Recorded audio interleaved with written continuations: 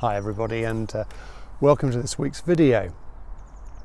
All of us will have been shocked and saddened by the recent kidnap and murder of Sarah Everard, an innocent young woman simply walking home, snatched away. Our thoughts and prayers are with her family and friends. As with the murder of George Floyd last year, which prompted the Black Lives Matter movement, this feels like one of those watershed moments, a moment where people say enough is enough.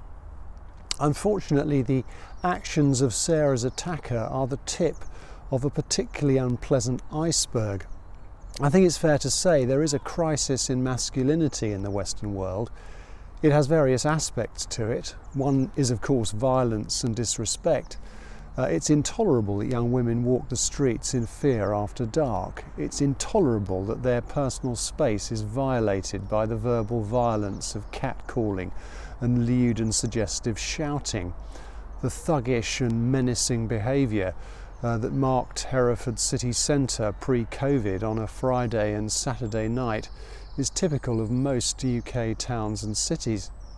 Frequently that violence is turned inward, with suicide one of the main causes of death in young men. Writing it off as boys will be boys simply colludes with it. The tensions of COVID lockdown has also exposed significant domestic violence and coercive control.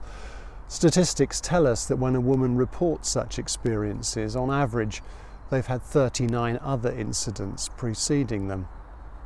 Diagnosis is easy. Causal factors and potential remedies are more difficult to discern. I'm sure the instability and fleetingness of many contemporary relationships, with the corresponding lack of healthy male role models, plays a part.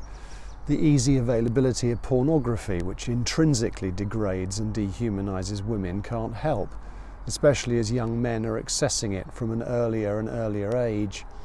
A culture of individualism and corresponding loss of some of the key social skills to deal with conflict can't help either. Unfortunately, conversations about these issues from a Christian perspective slip easily into men are from Mars, women are from Venus caricatures. We have long history of legitimising patriarchy, appealing to, in my view, erroneous interpretations of key texts. These have even been used to suggest that women in abusive relationships should disregard their own and their children's safety in order to be a good submissive wife. Jesus' ministry was marked by a radical egalitarianism. Women were amongst the first disciples in a culture that undervalued women's testimony in court proceedings. Mary was consciously chosen as the first witness to the resurrection. Despite arguments to the contrary, the junior, who Paul in Romans 16:7 described as one of outstanding among the apostles, is a woman's name. Such radical inclusion became difficult very early on in the life of the church.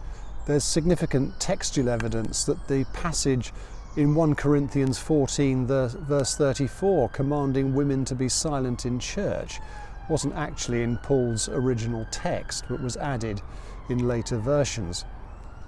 And I say these things to reassure of my commitment to the inclusion of women at all levels in church leadership, recognising we still have work to do in that area.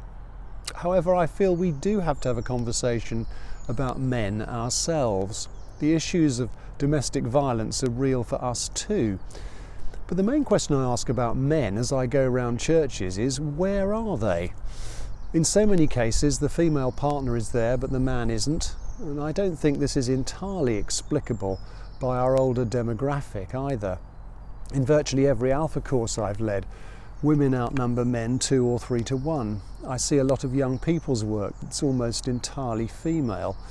It sometimes feels like the elephant in the room. What is it about church and the way we are presenting the gospel that seems much less attractive to men than it does to women? Is the crisis in masculinity in our culture related to it?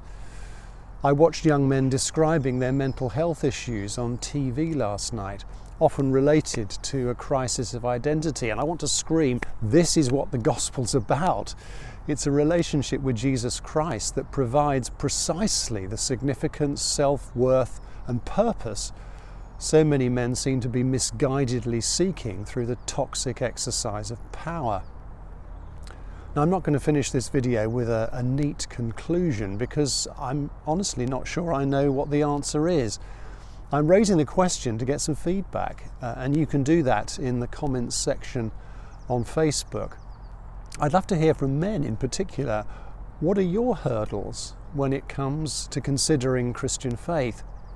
What is it that puts you off the church? What helps you engage with God?